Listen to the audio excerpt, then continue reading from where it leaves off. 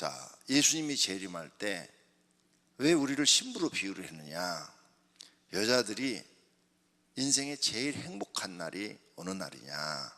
자기가 정말로 존경하고 사랑하는 사람하고 결혼하는 것. 그날이 제일 행복한 거예요. 왜? 저분은 존경받을 만한 분이고, 그리고 모든 조건과 환경이 다 갖춰져 있고, 그래서 내가 저분한테 시집을 가면 평생 고생할 일이 없고, 슬퍼할 일도 없고, 눈물 흘릴 일도 없고, 항상 기쁘고 즐거울 일만 있다 이거예요. 그래서 나는 저분을 존경하고 사랑하고 그리고 결혼하려고 준비를 했다는 거죠. 자기가 존경하고 사랑하는 신랑하고 결혼할 때 여자는 그날이 기다려져요. 빨리 왔으면, 빨리 왔으면, 빨리 결혼했으면, 빨리 결혼했으면, 이렇게 기다려져요. 만약 이렇게 안 기다려진다면 사랑하지도 않고 존경하지도 않는 거죠. 근데 모든 성품이나 또 모든 생활 환경이나 완벽하게 다 갖춘 사람이야. 100점 만점에 100점짜리야. 근데 안 기다릴 사람이 누가 있어? 다 기다리지요.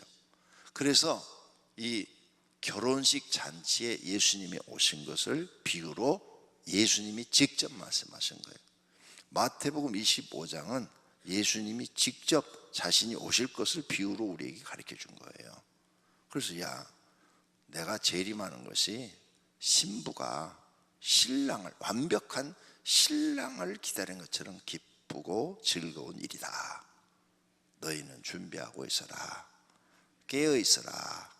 내가 언제 너희에게 올지 모른다. 이런 의미로 오늘 본문 말씀을 하신 줄로 믿습니다.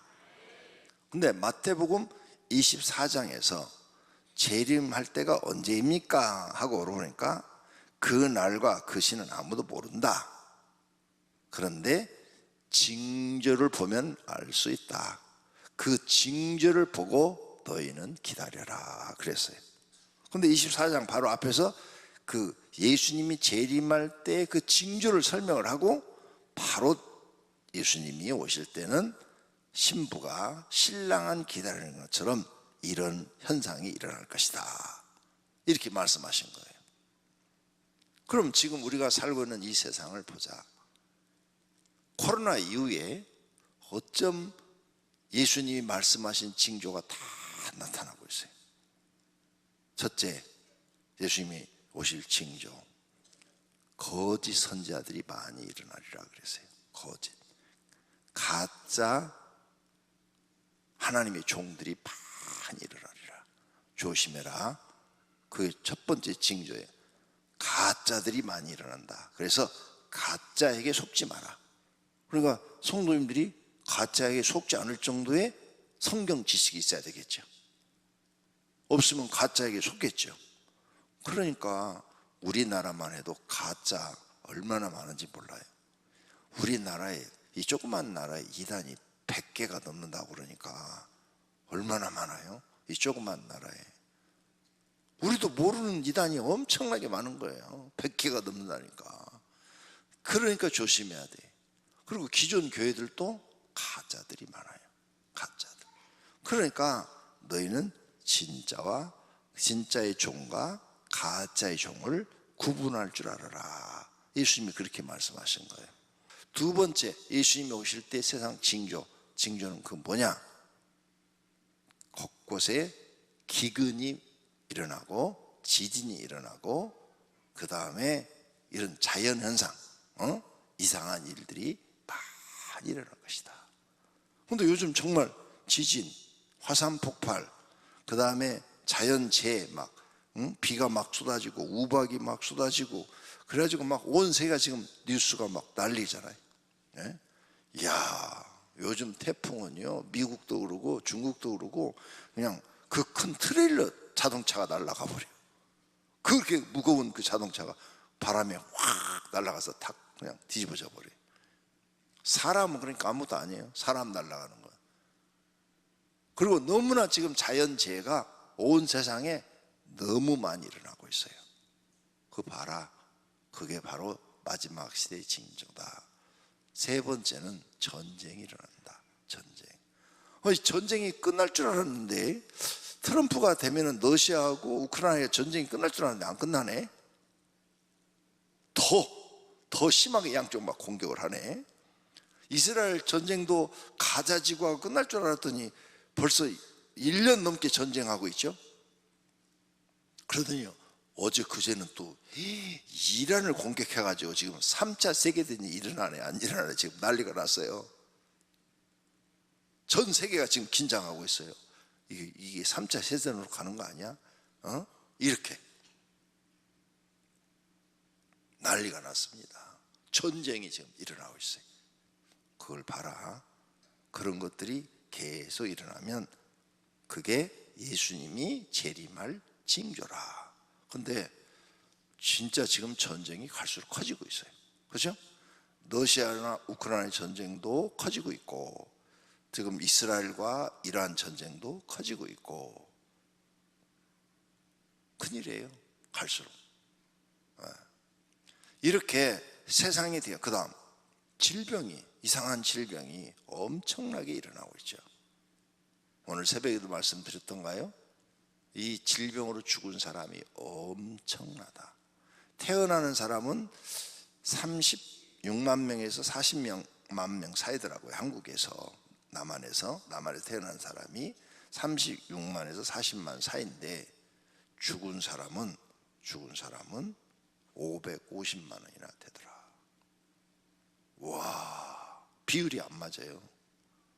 5년 동안에 550만.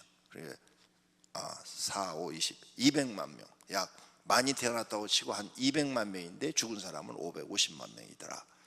야, 이 비율도 안 맞아요. 그러면 지금 병으로 죽는 사람이 엄청 많다는 거예요. 이렇게 세상 징조를 봐라. 징조를 보고 주님이 언제 오실지, 그때가 되면 주님이 올 때가 가까워졌다, 이거예요. 그러니까 세상 뉴스를 보시고 주님 오실 날이 점점 가까워졌네. 그럼 우리는 어떻게 해야 돼요? 이제 신부가 신랑을 기다리는 것처럼 기다려라. 어떻게 하고? 준비하고 기다려라. 그 말씀을 지금 예수님이 하시는 거예요. 준비하고 기다려라. 그것을 신부단장 이렇게 표현하시는 목사님들이 계시더라. 신부단장은 이게 외적으로만 준비하는 게 아니라 신앙으로 준비하라, 이 말씀인 줄로 믿습니다. 그럼 어떻게 신앙으로 준비를 해야 되느냐 이죠. 외적인 단정이 아니라 신앙으로 준비를 하라, 그 말씀이에요. 그런데 오늘 여기 말씀을 자세히 보니까 슬기로운 5처녀가 있다고 그래서 2절, 슬기로운 5처녀가 있고 미련한 5처녀가 있는데, 미련한 자는 기름을 등은 가지되 기름을 가지지 아니하고, 슬기로운 자들은 그릇에 기름을 담아 등과 함께 가졌더라. 그러니까 슬기로운 사람들은 기름을 준비했고, 신랑이 늦게 오면은 불을 켜려고 기름을 준비를 했고, 미련한 5 신부는 기름을 준비하지 않았다는 거예요. 그러면 이 말씀에서 보니까 등불이 꺼져간지라 그랬어요. 신랑이 늦게 오매 준비할새 등불이 꺼져가니, 8절, 미련한 자들이 슬기는 자들에게 이르되 우리 등불이 꺼져가니 너희 기름을 좀 나눠 달라 하거늘. 그러니까 등 자체에 기름이 조금 있었던 모양이죠. 그러니까 초저녁에 올 줄 알고 불을 켰는데 늦게 오니까 등불이 꺼져가는 거예요. 그런데 슬기로운 5처녀는 따로 기름을 병으로 준비를 했고, 미련한 사람은 따로 기름을 준비를 안 한 거예요. 조금은 있었던 거예요. 이것을 이제 많은 목사님들이 여러 가지 비유로 설명을 해요. 도대체 이 등불은 뭐고 기름은 또 뭐고, 그래가지고 이 기름은 뭐냐? 성령을 얘기한다. 성령으로 충만하게 준비를 해야 된다. 거의가 다 이 기름을 성령으로 해석을 해요. 그래서 성령에 충만한 사람이 예수님이 오실 것을 준비한 사람이다. 성령에 충만하지 못한 사람은 교회를 다니는 사람이다. 교회를 다니는 사람, 그냥 교회 출석만 하시는 분, 이분들은 기름을 준비 못한 분들이고, 성령으로 충만해서 은혜로 사는 사람, 이런 사람은 기름을 준비한 사람이다, 이렇게 말을 하는 거예요. 그래서 이 부분, 신부단장이 도대체 뭔가, 신앙으로 준비하는 것이 신부단장이다. 그래서 신부단장 하려면 첫째, 여기 말씀에 보니까 슬기로운 다섯 처녀가 돼야 된다. 슬기로운, 이 말을 다른 말로 바꾸면 지혜로운 다섯 처녀가 돼야 된다. 미련하면 준비를 못하니까. 그래서 교회에 다니는 모든 성도님들은 지혜로운 신부가 되기를 바랍니다. 어린아이든 남자든 여자든 구원받고 들림받는 사람을 신부단장에 비유한 거예요. 또 마태복음 24장에서 예수님이 이렇게 세상의 징조를 보고 알아라, 징조를 보고 예수님이 재림할 것을 너희가 깨닫고 준비하라, 이렇게 말씀을 하셨는데, 두 사람이 맷돌을 갈매 한 사람은 들림을 당하고 한 사람은 남고, 또 두 사람이 밭에 가서 일을 하고 있는데 한 사람은 들림을 받고 한 사람은 남는다, 이렇게 말씀하셨어요. 이 들림 받는 사람들이 누구냐? 바로 지혜로운 사람들이다. 그러니까 교회 다니면서 미련하면 안 돼요.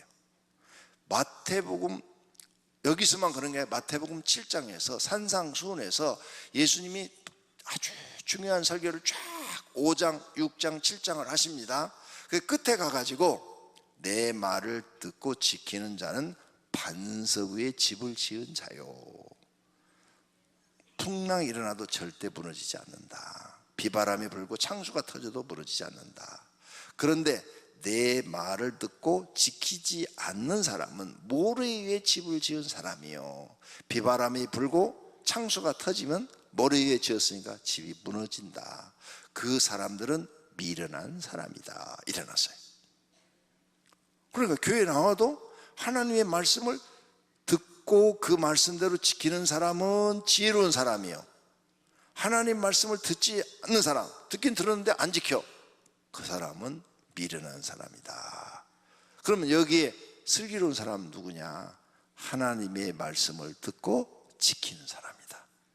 그래서 그런 사람은 당연히 슬기로우니까 기름 또 준비를 했죠. 근데 등불이 꺼져간다 그랬어요. 등불은 뭐냐? 신앙의 불. 신앙의 불. 우리가 이렇게 신앙을 갖고 있어요. 이렇게 금요철에 나올 정도 되면 신앙의 불이 있겠죠. 네, 신앙의 불이 있어요. 신앙의 불이 꺼지지 않아야 돼. 근데 어떤 사람은 신앙의 불이 꺼져가지고 미지근하잖아. 뜨겁지도 않고 차지도 않고 미지근한 신앙으로 교회 다니는 사람 많잖아요. 교회, 당신 종교 뭐야? 그러면 기독교인이요. 그러는데 신앙생활은 미지근해요. 근데 요한계시록에 보면 라오디아 교회에서 미지근한 사람은 찬 사람하고 똑같이 취급해서 토해버리겠다고 그랬어요. 그러니까 미지근한 신앙은 여기 미련한 다섯 처녀에 속하고, 신앙의 불이 꺼지지 않았어.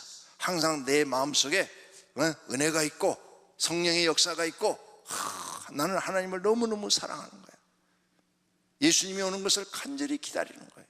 이런 사람은 신앙의 불이 켜져 있는 사람인 줄로 믿습니다.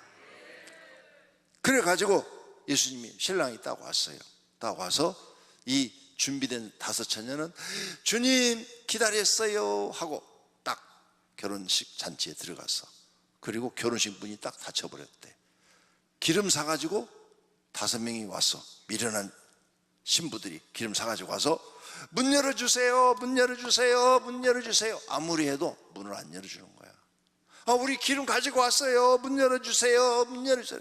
그런데 예수님 오늘 본문에 뭐라고 그래요? 딱 그러잖아요. 11절 주여 주여 우리에게 열어주소서. 그러니까 12절에 대답하여 이르되 진실로 너에게 이르노니 내가 너희를 알지 못하노라 하였느니라. 아멘. 알지 못한다는 거예요. 그러니까 예수님이 이렇게 비유로 우리에게 가르쳤을 때 이 말씀을 무시하지 말고 마음에 받아들여야 될 줄로 믿습니다. 그래서 진심으로 준비된 신앙을 가져야 돼요. 그래서 예수 믿는 사람은 두 가지 신앙을 가져야 돼요. 첫째, 언제 예수님이 오셔도 들림받을 수 있는 신앙을 가져야 되고, 둘째, 예수님이 더디 오셔서 10년 후에 20년에 오셔도 살아갈 수 있는 신앙을 가지셔야 돼요. 그게 지혜로운 사람이에요. 지혜로워야 된다고 그러잖아요. 지혜 있는 사람은 예수님이 더디 오셔도, 언제 올지 우리는 모르니까, 10년 후에 20년 후에 30년 후에 오실지도 모르니까 그때까지 내가 살아갈 수 있는 지혜가 또 있어야 되겠지. 근데 또 30년에 오신다고 생각하고 느긋하겠다고 오시면 또 남은 손해니까 오늘 오셔도 맞이할 수 있는 신앙도 가지고 있어야죠. 자, 그러면 여기 열처녀는 뭘 바라보고 살아요? 신랑만 바라보고 사는 거예요. 그래서 예수님이 오심을 진심으로 좋아하는 사람들은 주님만 나는 바라보고 삽니다. 주님만 의지하고 삽니다. 빨리 오시옵소서. 준비된 사람은 빨리 오라고 그래요. 근데 준비 안 된 사람은 주님 아직 나 준비 안 됐으니까 조금만 더 있다 오세요. 내가 조금 정신 차리고 성령 충만하고 신앙 준비됨 그때 오세요 이래요. 저는 매일 기도할 때마다 주님 빨리 오시옵소서 이렇게 기도를 해요. 왜냐하면 저는 부족한 게 없어요. 다 하나님이 주셨어요. 넉넉하게 모든 걸 다 채워주셨어요. 먹고 사는 문제도 걱정하게 해주셨고, 교회도 크게 해주셨고, 건강도 전 주셨어. 건강해요. 저는 건강도 주시고 모든 거 다 주셨어요. 가족들도 다 좋고 하나도 마음 아프게 하는 사람 한 명도 없어요. 우리 가족은 다 서로 돕고 다 만족해요. 그런데 이 세상을 보니까 살 맛이 없어. 하나도. 답이 뭐냐? 이 엉터리 세상을 누가 바르게 할 것이냐? 사람은 없어. 한 명도. 하나님밖에는 바르게 할 분이 없네. 그러면 이 죄악이 관영하고 이 세상 엉터리 지금 우리가 살고 있는 이 세상이 지금 엉망진창이잖아요. 이런 이 세상을 공정하게 재판하실 분은 하나님밖에 안 계시네. 하나님이 오셔야 이게 공정하게 아주 공의로 심판을 딱 하셔서 판결을 내리실 것 같아. 그리고 다 가졌어도요 세상이 싫어. 하나님 나라가 제일 좋아. 사랑하시는 성도님들, 진짜 신부 이 슬기로운 다섯 자녀는 신랑 빨리 오기만을 기다려. 왜? 내가 사랑하고 존경하니까. 여러분이 하나님을 진심으로 사랑하고 진심으로 존경한다면 예수님이 빨리 오셔야 이 땅에서 수고가 끝날 거 아니에요. 고생이 끝날 거 아니에요. 거기 가서는 이 수고와 고통을 하지 않는데 죽음도 없고 고생도 없고 하나님이 주신 행복, 만족함 이것만 가지고 사는데 꼭 기억하시고 주님만 바라보고 사시기를 바랍니다. 그러면 오늘 결론으로 이렇게 예수님을 준비한 사람이 이제 다 갖췄어요. 다 갖췄는데 조금 더 구체적으로 예수님이 이 다음 25장에서 첫 번째는 달란트의 비유를 말씀하시고 두 번째는 양과 염소의 비유를 말씀하셔요. 신부 단장이 뭐냐? 달란트의 비유는 주인에게 충성하는 걸 얘기한 거예요. 주인은 하나님밖에 없어요. 우리 주인은 하나님밖에 없어요. 나의 주인도 하나님, 성도님의 주인도 하나님. 그래서 우리는 하나 옆에 다 우린 종인 거예요. 종. 목사도 종이에요. 여러분도 종이고. 그 목사 뭐 특별한 거 아니에요. 특별하게 뭐 해줄 것도 없어요. 그냥 똑같은 종일 뿐이에요. 그래서 각각 나는 목사로서의 사명을 감당하는 거고 여러분은 집사로서의 사명을 감당하는 것 뿐이에요. 사명 잘 감당한 사람은 충성스러운 사람이라고 칭찬받는 줄로 믿습니다. 그런 사람은 준비된 사람이에요.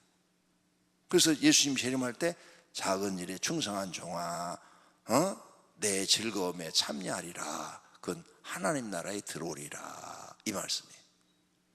두 번째 비유가 양과 염소의 비유예요. 거기서 보니까 양은 예수님이 네가 나를 도왔다 이렇게 말씀하셔. 우리 주님 도운 적이 없는데요.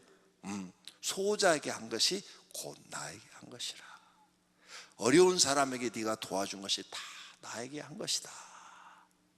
이래요. 그래서 너희도 양무리한테 너희도 내 즐거움에 참여하리라. 그래서 들림 받아요. 그런데 염소의 무리는 어려운 사람을 도와주지 않았어. 다시 말하면 이웃사랑을 하질 않았어요. 이웃사랑을. 그래서 너희는 못 들은다 이거예요. 그게 바로 미련한 다섯 처녀다. 그 다음 충성 들은 종은 하나님 나라 가지요? 즐거움에 참여하죠? 지혜로운 사람이다.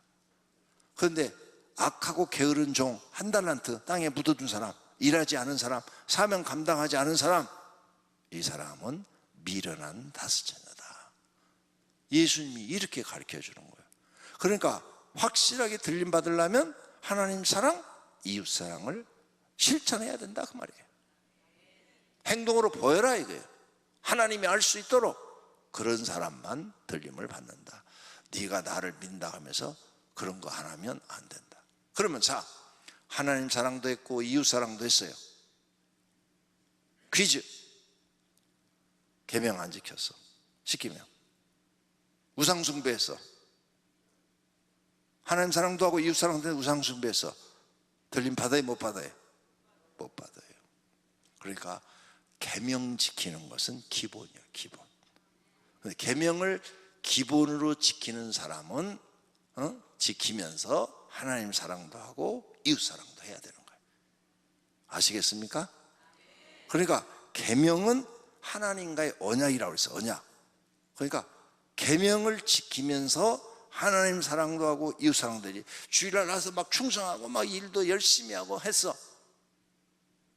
그런데 전 보러 다녔어. 아무 소용 없어. 아무 소용 없어요. 지옥 가. 미련한 처녀예요. 이런 걸 정확하게 알고 있어라 그 말이에요. 그래서 주님 앞에 신부 단장한 것, 신앙으로 내가 단장한 것을 말하는데, 그 신앙으로 단장하면 계명 철저하게 지키면서 하나님 앞에 내 맡겨진 일도 충성을 다하고 이웃사랑도 최선을 다해서 내가 할 수 있는 데까지는 해야 될 줄로 믿습니다. 이런 사람이 언제 주님이 오셔도 순식간에 몸이 호련히 변화돼서 하늘로 싹 올라갈 사람들이에요. 이런 사람들은 복이 있는 사람인 줄로 믿습니다. 오늘 밤에 기도하세요. 우리 가족이 주님 오실 때 제일 먼저 들림받게 주옵소서. 여러분이 왕을 하든 대통령을 하든 장관을 하든 국회의원을 하든 들림 못 받으면 다 헛것입니다. 들림 받는 사람이 가난하게 살든 못생겼든 그 사람이 복 있는 사람입니다. 다 복 있는 사람이 되기를 축원합니다. GOD Good TV